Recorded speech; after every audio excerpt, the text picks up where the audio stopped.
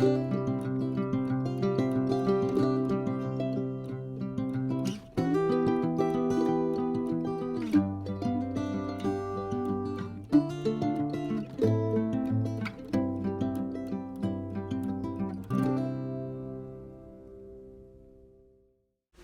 today we're going to take this ceramic chicken that I bought from the thrift store. I believe I bought it from Salvation Army. But we're going to take the ceramic rooster and we're going to apply a paint technique to give it a whole new look. I really wasn't a fan of the red. That didn't fit my decor at all. So the first thing I did that I did not show was clean it, give it a good washing.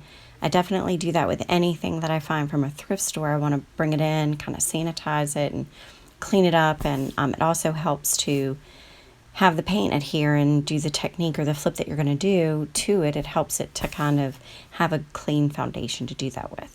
So I'm going to start by applying Mod Podge, and I'm going to do a matte Mod Podge.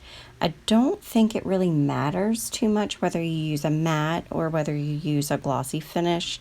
I think sometimes the matte or the glossy has an effect on other projects that you might be doing like a decoupage kind of thing on, but for this paint technique, either of them would work.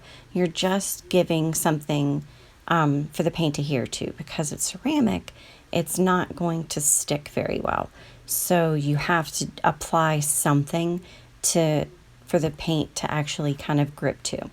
If you don't have any type of Mod Podge, you can make your own. You're going to use equal parts glue, Elmer's glue, any kind of white school glue.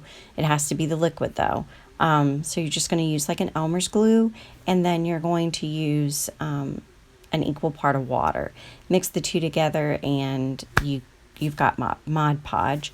If you find, I would add the water slowly, because if you find that it gets too thin, then it's obviously not going to work.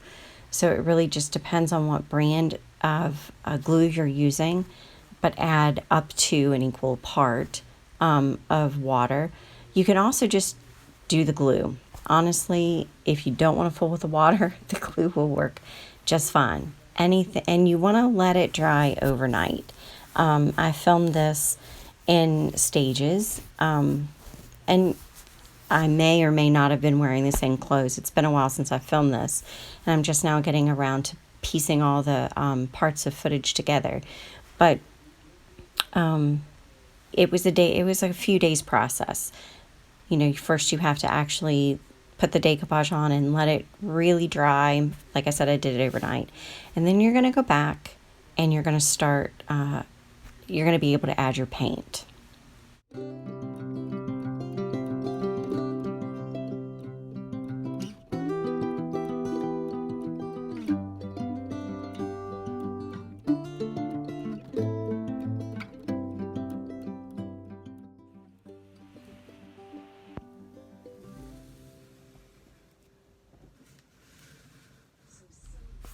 Once once the Mod Podge has had enough time to dry, it's going to dry clear, and then you're going to go back over with your first base of paint. I chose to do white and just cover the entire chicken in a chalk paint. I'm using Waverly's chalk paint, and I'm just going to cover every inch of this ceramic rooster in the chalk paint.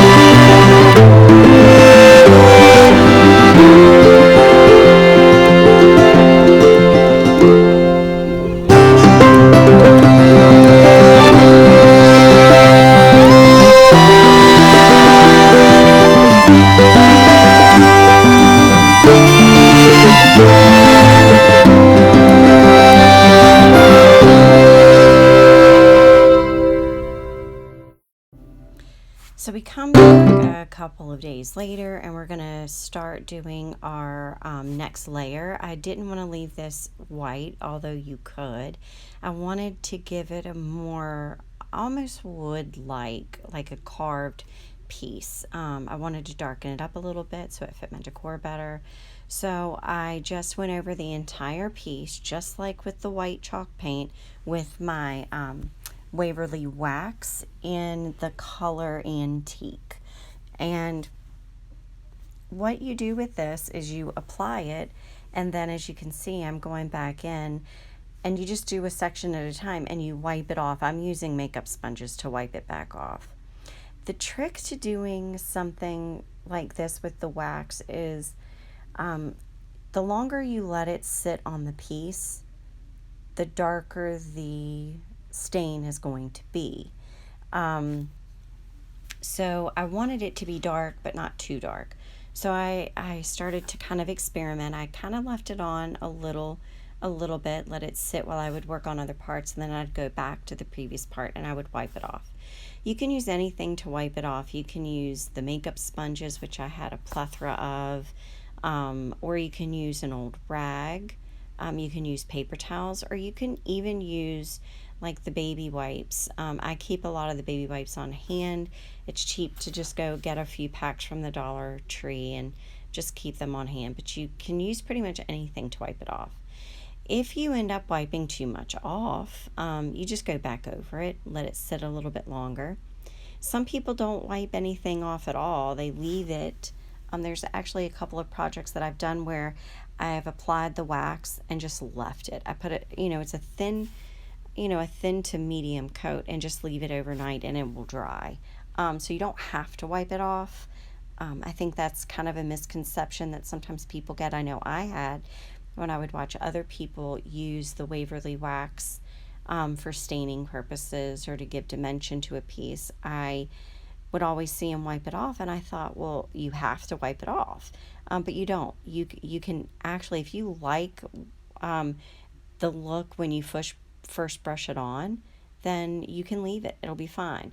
As you can see, the more I'm applying and the more I'm wiping, the more texture and dimension that the wax is giving to the piece. It settles in the nooks and crannies of the piece and gives it the light and dark and really accentuates and shades itself. It's a very cheap, easy way of getting shading to a piece, a hand painted piece, when you don't know how to do shading authentically as a painter. So that I'm going to finish that up to this entire piece, and then you'll see the finished project, and you'll see how I staged it. I put it up in my kitchen, up above my cabinets, and I absolutely love this piece. So for just a few dollars, I was able to transform something that I just thrifted, like I said, for just a couple of dollars, and turn it into something absolutely gorgeous that would have cost $20 or more if you went to Home Goods or TJ Maxx.